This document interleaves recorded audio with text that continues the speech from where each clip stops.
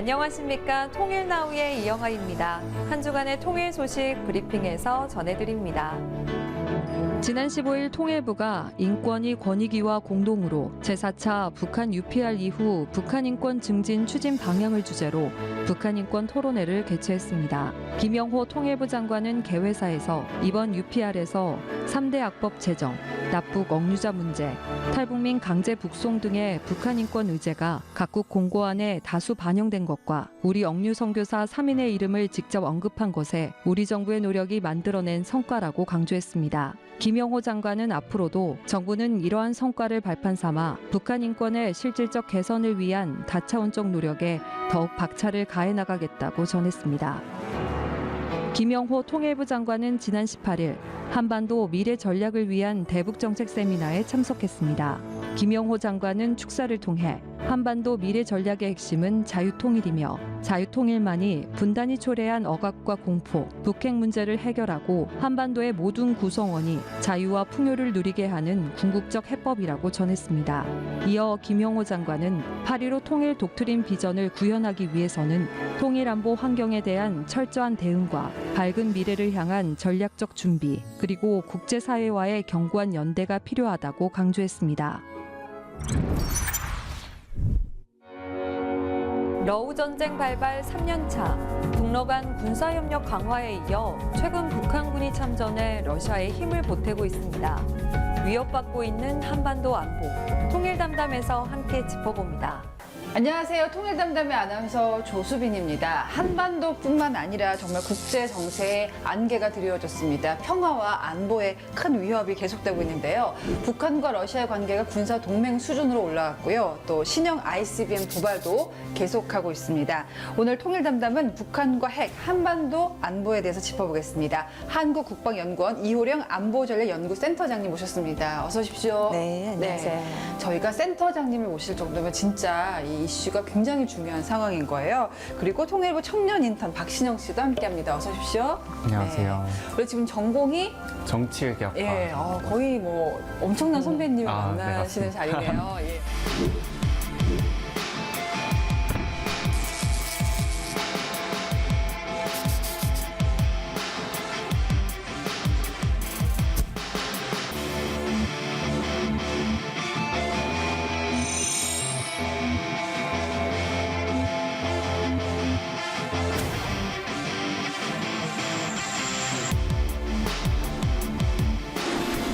북한과 러시아의 분위기가 심상치가 않습니다. 국제사회 불안감도 가중이 되고 있는데 지금 러시아와 북한의 사이가 거의 뭐 동맹 수준이잖아요. 그렇죠. 좀 우리 눈여겨볼 부분들을 짚어주신다면요.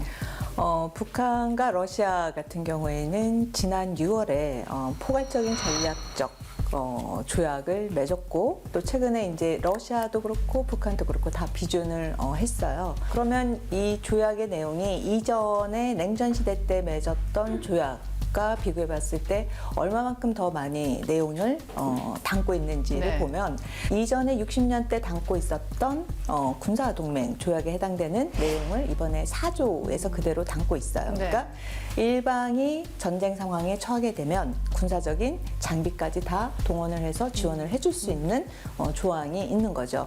이거 외에도 경제협력, 기술협력, 모든 협력 부분을 굉장히 포괄적으로 담고 있어서 이전 조약보다 훨씬 더 내용 면에서나 깊이 면에서나 협력의 수준을 높이는 그런 조약이다라고 볼 수가 있죠. 여기다 이제 미국에서 트럼프가 당선이 되면서 푸틴하고 친하다고 막 공공연히 얘기를 하잖아요. 어떻습니까? 이 러시아와 북한과의 관계가 트럼프 당선으로 그 조약이 더 현실화될지 많이들 물어보실 것 같아요. 그러니까 포인트는 그건 것 같아요. 네. 트럼프 당선자가 후보 시절에 일단 우크라이나 전쟁이 24시간 안에 끝내겠다. 끝내겠다. 예. 그러면 결국에는 이 끝내는데 뭐를 조건으로 끝내느냐가 중요한데 네. 지금 현재 서로 점령하고 있는 지역을 중심으로 끝내겠다라는 거예요. 그럼 결국에는 러시아나 우크라이나나 서로 자기가 차지하고 있는 영역을 극대화시키려고 하겠죠. 당선자가 이제 내년에 트럼프 행정부 2기가 되면 1월 20일이 될 텐데 그 전까지의 전투는 굉장히 치열해질 것이다. 것이다. 우크라이나가 쿠르스크 지역을 침략을 한 거죠. 지금 탈환을 하고 있는 과정이에요. 그래서 이 탈환을 하는 데 있어서 적어도 병력이 5만 명 정도가 필요하다. 그런데 지금 러시아군 같은 경우에는 4만 정도밖에 되지 네, 않아요. 네, 네. 그러면 1만 이상을 북한에서? 어디에서 데리고 와야 네. 되는데 이제 그게 북한이라는 네. 거죠.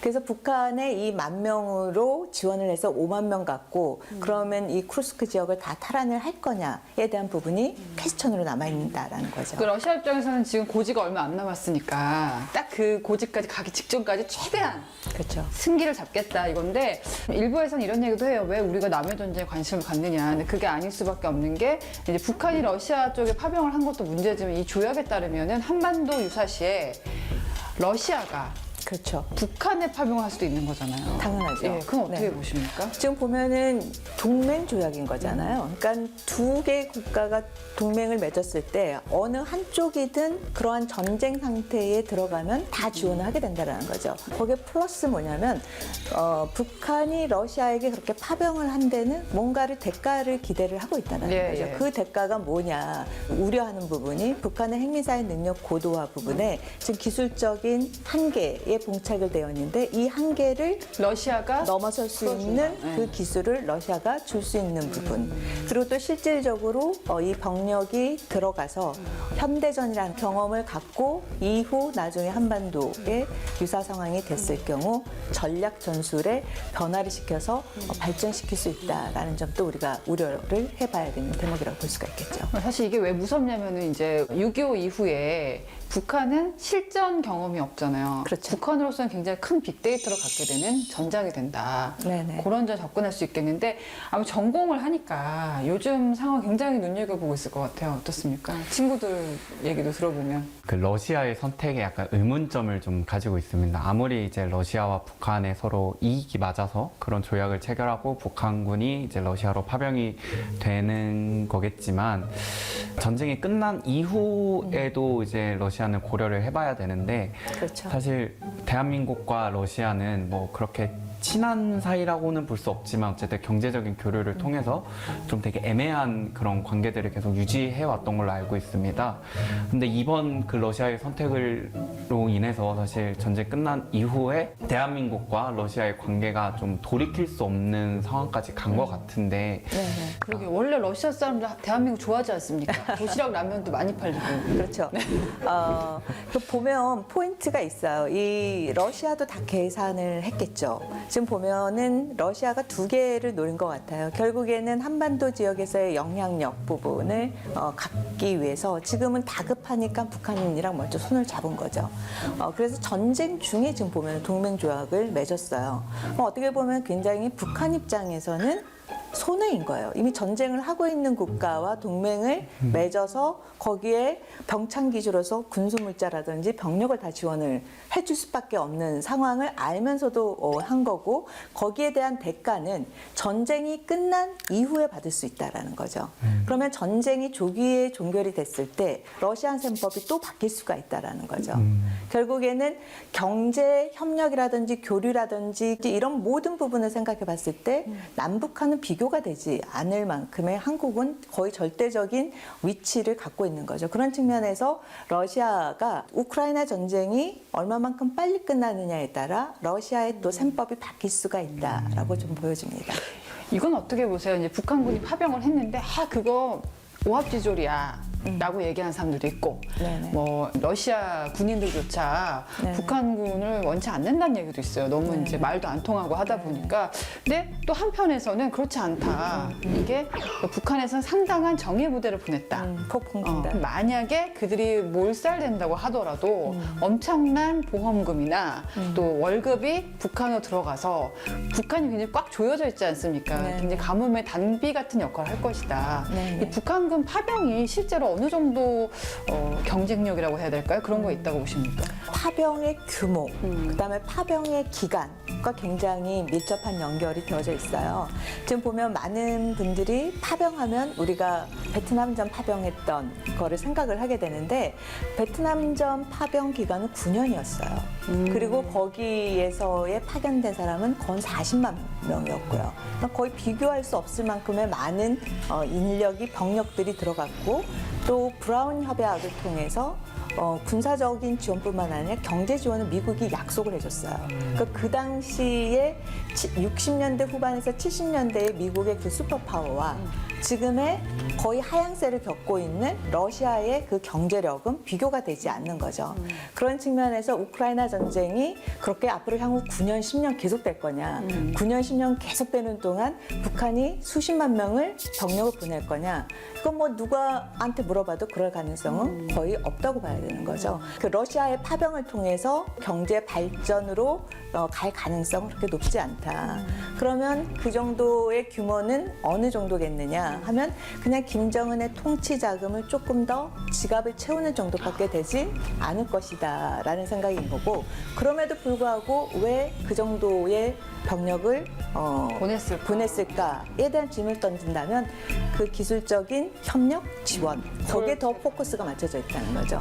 저는 김정은의 통치 한 12년을 쭉 보면은 계속해서 행사의 능력 고도화를 본인의 정치 체제의 지속성과 연결을 시키고 본인의 체제 안정이라는 부분과 연결을 시키고 있기 때문에 굉장히 근시안적이고 좁은 시각으로 북한을 지금 통치하는 거라고 볼 수가 있겠죠. 지금 정권을 유지하는 수단으로서 젊은이들의 목숨이 희생당하고 있는 거잖아요.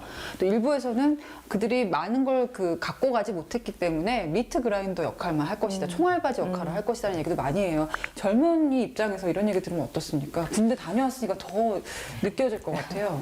다른 나라에 가서 자기도 왜 죽어야 되는지 모르는 채로 끌려가서 뭐 그거에 대한 정당한 대가도 못 받고 그렇게 죽어가는 거잖아요. 그걸 들을 때마다 참 너무 안타깝다는 생각을 많이 하고 있습니다. 김정은 위원장 입장에서는 굉장히 큰 외화벌이라고 표현을 해야 될지 모르겠습니다만은 생명을 연장해주는 그렇죠. 예, 그런 도구가 되고 가늘고 있다. 길게 연장해 주는 거라고 볼 수가 있는 거죠. 가장 원하는 건 뭘까요? 북한이 얻고자 하는 거.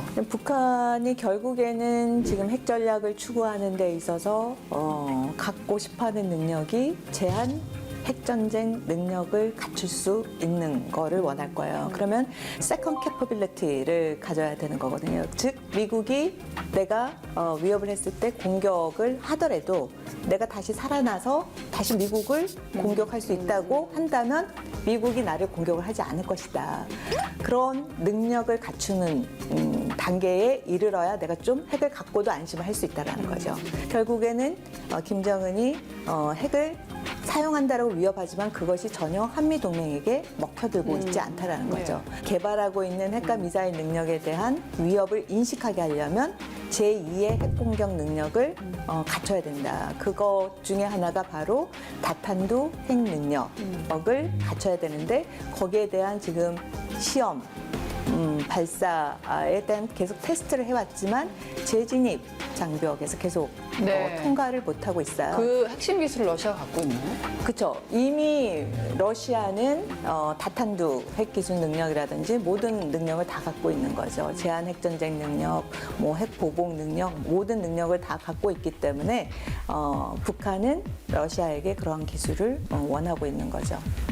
자, 들으면 들을수록 갑갑한 이야기들입니다. 긴장감의 연속인데요. 장기전으로 치닫고 있는 러시아 우크라이나전, 그리고 세계 안보 위기, 다음 주 북한군 러시아 파병에 따른 한반도 위기 상황, 안보 위기 상황을 좀 더 짚어보도록 하겠습니다. 다음 시간에도 지켜봐 주세요. 통일 담담.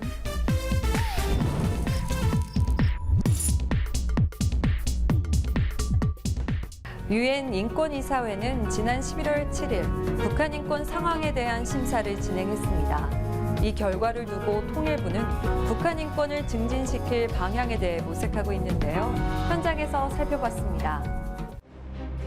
세계 자유지수 100점 만점에 3점을 받은 북한. 최악의 인권국으로 알려져 있는데요. 북한의 인권 상황을 나아지게 할 방법이 있는 걸까요? 현장에서 찾아봤습니다. 통일부는 국가인권위원회, 국민권익위원회와 공동으로 첫 북한 인권 행사를 개최했습니다. 제4차 북한 UPR 이후 북한 인권 증진 추진 방향을 논의하는 토론회입니다. 잘 말씀해 주셨습니다. UPR은 193개 모든 유엔 회원국이 4, 5년을 주기로 자국의 인권 상황을 다른 회원국들에게 점검받는 자리입니다. 북한은 2009년부터 세 차례에 걸쳐 UN 회원국들에게 인권 사항에 대한 권고를 받았는데요. 1차 때는요, 2009년 12월이었는데요. 167개 권고 중에서 50개 권고를 즉시 거부했고 나머지는 그래 수용하겠다라고 얘기는 했었었죠. 2차는 다소 협력적인 태도를 보였어요. 그게 언제냐면 2014년 5월이었거든요. 아시다시피 2014년 2월에 COI 보고서가 나오지 않았습니까? 이제 그거에 대해서 최고 존엄을 ICC로 보내네 마네 이런 일들이 있었기 때문에도 좀 급했고 이 반인도적 범죄에 해당하는 걸 지적했기 때문에 북한이 인권 문제에 있어서 좀 더 유연한 자세를 보일 필요성이 있었다라고 합니다. 3차는 북한이 고문방지협약 인종차별 철폐 협약 가입을 공고받았는데요. 하겠다고 해놓고 이를 이행하지 않았었던 것이 바로 정치권 시민권에 대해서는 무시하는 대표적인 사례라고 볼 수 있겠습니다. 지난 11월 7일 북한이 5년 만에 다시 인권심사대에 올랐습니다. 193개 유엔 회원국 중 86개 나라가 발언을 신청해 북한의 참혹한 인권 상황을 지적했는데요.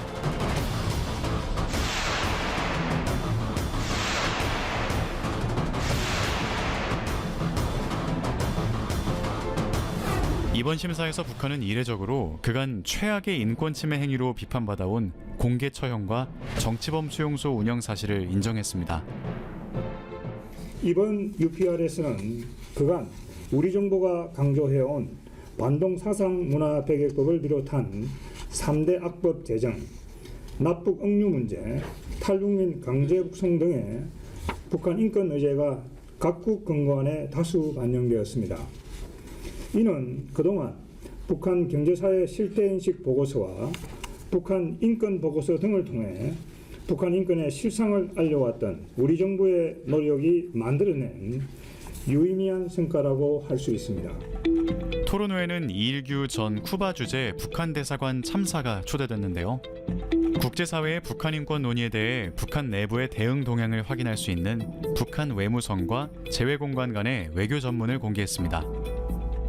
김정은이 집권을 한 2012년부터는 북한이 이제 인권에 대응하는 방식이 좀 달라졌는데요.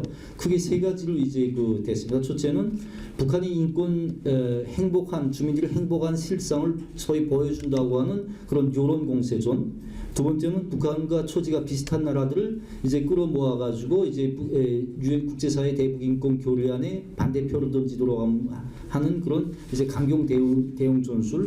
마지막으로는 영국을 비롯해서 이제 국제사회가 북한 인권 개선을 위해서 북한에 제의하는 인권 전문가 양성이라든가 여러 가지 이런 인권 제안들을 받아들임으로 해서 북한이 실질적으로 인권 개선에 이제 어떤 이해관계가 있는 듯한 그런 인상을 조성하는 이제 유화 전략, 이렇게 세 가지 전략으로 나갔습니다.